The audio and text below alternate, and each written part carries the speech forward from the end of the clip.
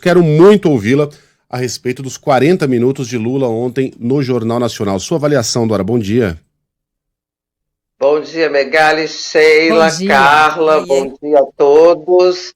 Pois é, assim, avaliação geral, uma coisa assim, mais por cima, é que o Lula saiu muito bem, né? Agora vamos por partes. Primeiro, ele saiu muito bem porque ele, na forma, é aquele craque na comunicação com o público. Gente, não tem para ninguém. Realmente, ele fala com convicção, com veemência, e isso faz com que a gente preste menos atenção no conteúdo. E no conteúdo, vou usar aqui um termo, teve muito de enrolation, tá? Por exemplo, na questão da corrupção, ele não podia deixar de admitir que houve, mas assim, en passant, houve, não se pode dizer que tenha havido corrupção porque as pessoas confessaram, mas aí passou um tempo dizendo dos mecanismos que vigoraram no governo do PT para combate à corrupção. E aí é claro que isso é o que que chama mais a atenção das pessoas. Então, passa de denunciado, de investigado a investigador, atacando o Ministério Público, a Lava Jato, que ali foi culpada de todas as questões de problemas da economia, desemprego. O problema era da Lava Jato, ora, foi bem assim. Na economia, ele evitou dizer qual era, porque o entrevistador cobrou, qual que vai ser o PT de 2023, caso o senhor seja eleito. O PT do primeiro mandato, do segundo mandato ou dos mandatos da Dilma?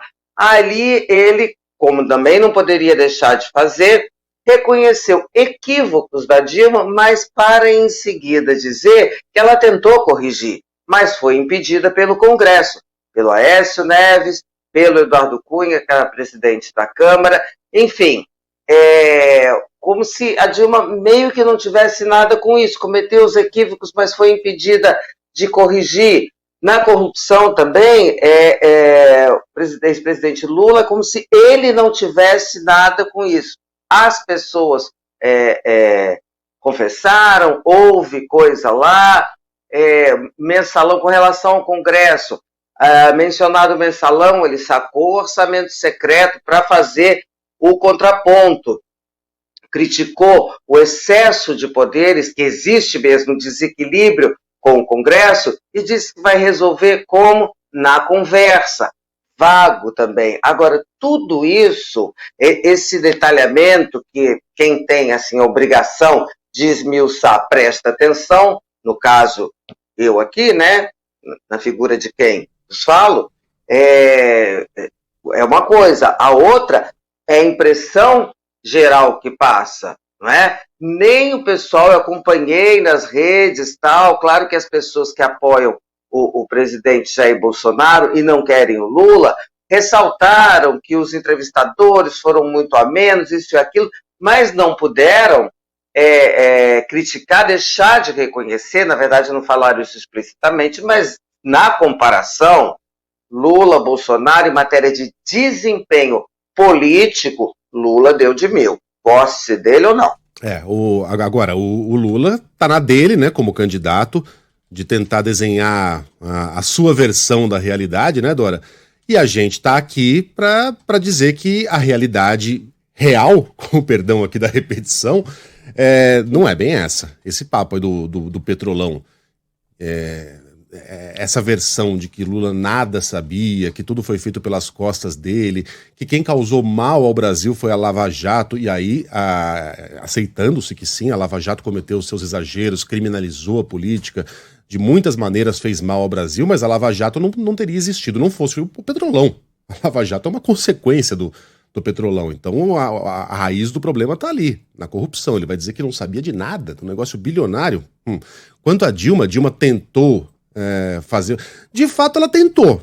Ela tentou, ela mandou embora o Guido Mantega antes mesmo de assumir o segundo mandato, tentou emplacar ali um ministro que topasse fazer um ajuste fiscal, só que o que o Lula esquece de dizer é que ela fez toda uma campanha em 2014 baseada na premissa de que estava tudo certo com o Brasil, que a gente não precisava de ajuste nenhum. Lembra do Pessimildo?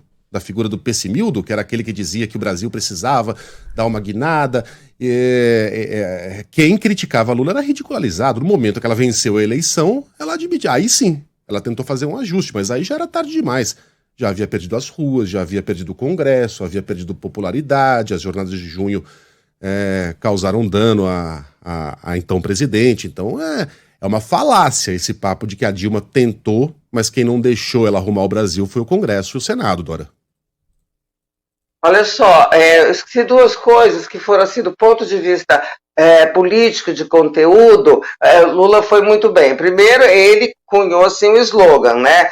Fazer mais e melhor se for reeleito. Isso aí é uma ideia força que trabalha a favor dele. E vocês viram quantas vezes ele citou o Alckmin? Eu contei, foram 4? 10. 10? Nossa, 10, eu parei 10, na quarta 10, vez ali.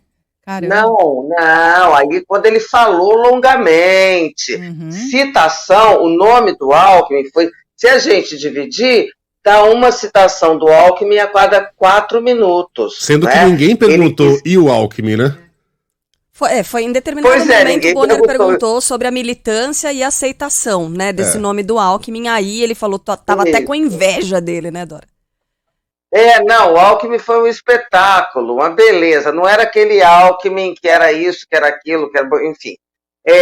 E aí é um acerto político, porque ele está dizendo o seguinte, olha, o Alckmin, que é esse cara que veio para cá, agregando a social-democracia, agregando o PSDB, meus antigos adversários, vejam só como eu sou o pacificador, ele não terá um papel secundário, ele vai dividir o poder.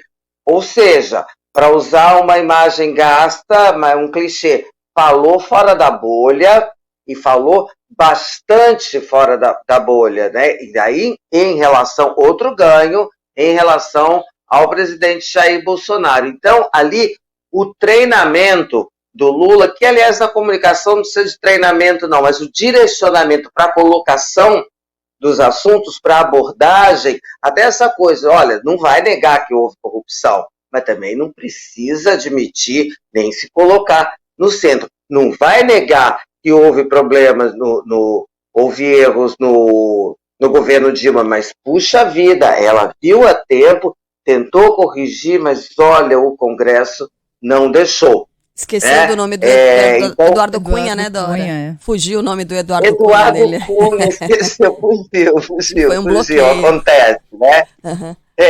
Agora, o pessoal dele festejando, achando que foi super bem, e como eu disse, eu acho que se a gente analisar desse ponto, assim, da comunicação, quem que se comunicou, quem sem se esmiuçar, quem a pessoa vira as costas assim, como é que essa pessoa foi no debate?